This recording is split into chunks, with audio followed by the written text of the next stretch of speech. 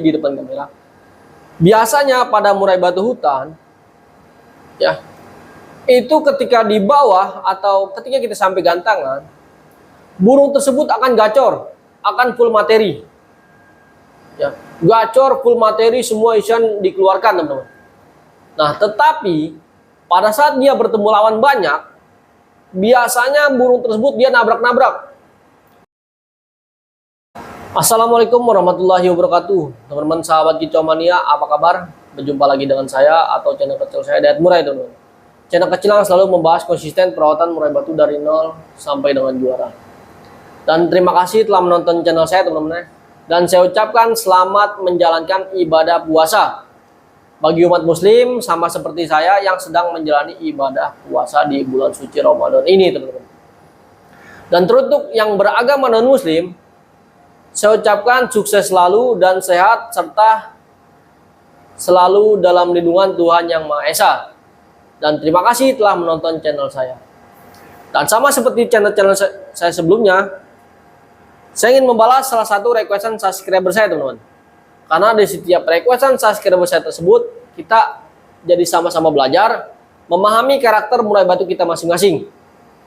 Nah, bukan serta-merta saya untuk mengajarkan teman-temannya. Tidak seperti itu, teman-temannya.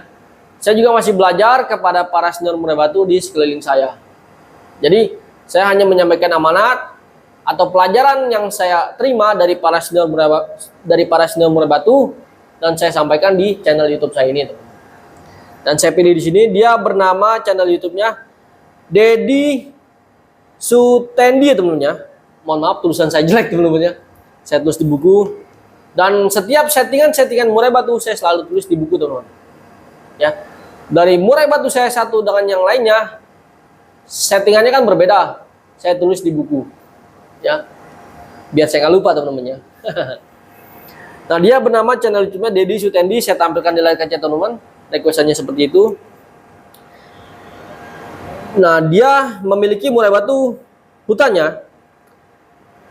Dia memiliki murai batu muda hutan yang telat panas. Gimana cara perawatannya?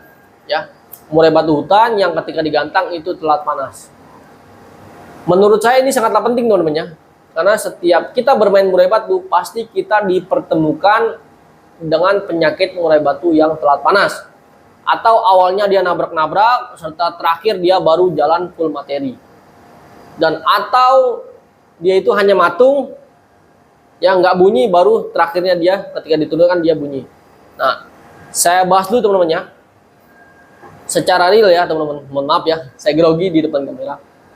Biasanya pada murai batu hutan, ya, itu ketika di bawah atau ketika kita sampai gantangan, burung tersebut akan gacor, akan full materi. Ya, gacor, full materi, semua isian dikeluarkan, teman-teman. Nah, tetapi pada saat dia bertemu lawan banyak, biasanya burung tersebut dia nabrak-nabrak. Dia nabrak, ada yang nabrak full materi, dan ada yang nabrak cuma ngukluk, serta dia gelisah, teman-teman, ya, serta turun sayap. Ya. Kalau untuk murai batu hutan yang nabrak full materi atau nabrak sangkar full materi, ngejar, ya, itu berarti burung tersebut over emosi, teman-teman. Murai batu hutan, teman-teman, itu over emosi. Mainkan kalau murai batu, teman-teman, itu nabrak, nggak bunyi serta dia lemas seperti ngelowo, nah itu berarti burung tersebut kurang tenaga, birahinya terlalu tinggi, tenaganya kurang, serta staminanya kurang. Itu akan terlihat, teman-teman, ya. Nah, jadi teman-teman harus perhatikan dulu. Dia itu faktornya kenapa? Apakah dia over emosi? Apakah kurang tenaga? Nah, ada juga murai batu hutan yang ketika kita gantang dia bunyi tetapi nggak ngotot, teman-teman, ya. Dia bunyi ngukluk tapi nggak ngotot. Seakan-akan dia melawan. Padahal mah burung tersebut menurut saya birahinya kurang atau extra poddingnya kurang, teman-teman. Saran saya, teman-teman, tingkatkan dulu atau jebol birahi terlebih dahulu pada murai batu hutan yang kerjanya setengah-setengah. Dia powernya enak nagen tetapi materinya kurang, atau seperti dia ngukluk, ya, dan nggak bongkar materi. Nah, menurut saya itu birahinya kurang dan emosinya kurang, silakan dikencengin saja sekalian teman-teman. Karena murai batu hutan itu rata-rata sulit sekali mendapatkan birahi atau mendapatkan titik birahi dia. Lebih baik kita jebol dulu birahinya, baru kita tampilkan di lapangan, teman-teman. Jadi ada beberapa faktor ya.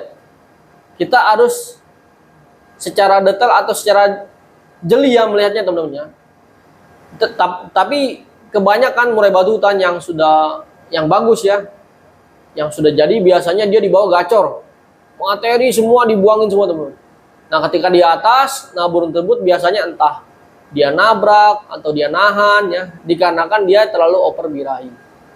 Dan saran saya, kalau teman-teman memiliki murai batu hutan yang sudah jadi, yang sudah gacor, dimandikan ketika mau main itu H-1. Mandi sore H-1, teman-teman. Jangan mandi malam ya, mandi sore aja. Kalau mandi malam dia nurunin birahi. Mandi sore menstabilkan birahi dan menstabilkan emosi. Nah, setelah mandi malam atau mandi sore maksudnya, teman-teman kalau mau ngasih setutan keroto nggak apa-apa, dan jangkrik juga nggak apa-apa ya teman-teman ya. Tergantung karakter murai batu teman-teman enaknya pakai apa. Misalkan dia dikasih keroto dia enak, ngefly berarti dia cocok dengan keroto. Tetapi kalau misalkan di murai batu tersebut dikasih keroto malah lemas, saran saya jangan dikasih, teman-teman. Lebih baik jangkrik saja. Dan pada saat hari H, barulah murai batu teman-teman rawat seperti rawatan biasa. Nah, setting seperti biasa, jemur dan bawa ke lapangan. Nah, di lapangan, menurut saya teman-teman ya, kalau murai batu hutan teman-teman sudah full materi di bawah, jangan dikasih ulet Hongkong. Karena emosi dan birahinya sudah tinggi, teman-teman. Emosi birahi tinggi, teman-teman kasih ulet Hongkong, yang ada burung tersebut akan nabrak-nabrak, akan kekencengan, teman-teman. Saran saya, kerodongnya dibuka, lalu diberikan jangkrik 1 atau 2 ekor saja. Pada murai batu hutan yang di bawah sudah bongkar materi. Jadi, saya rasa pada saat murai batu hutan teman-teman kerjanya setengah-setengah, itu ada beberapa faktor. Bisa juga dia terlalu kencang atau over emosi, dan bisa juga murai hutan tersebut birahinya terlalu tinggi, tenaganya kurang, serta staminanya kurang. Jadi awal dia nabrak, ya seperti mau ngebeten, dan pertengahan atau akhir dia akan jalan. Nah, biasanya dia tenaganya kurang dan staminanya kurang. Dan yang terakhir, murai batu hutan yang kerjanya setengah-setengah atau matung, biasanya kurang birahi. Silakan jebol saja birahinya terlebih dahulu. Atau perawatan di rumah, kita jebol birahinya, kita kencengin jangkriknya, biar dia sampai jebol birahi.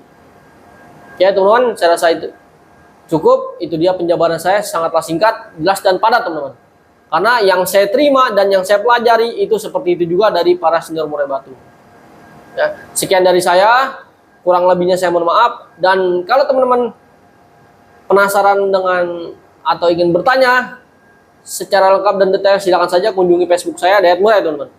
Sama seperti channel YouTube saya, Dayat Murai. Ya, terima kasih.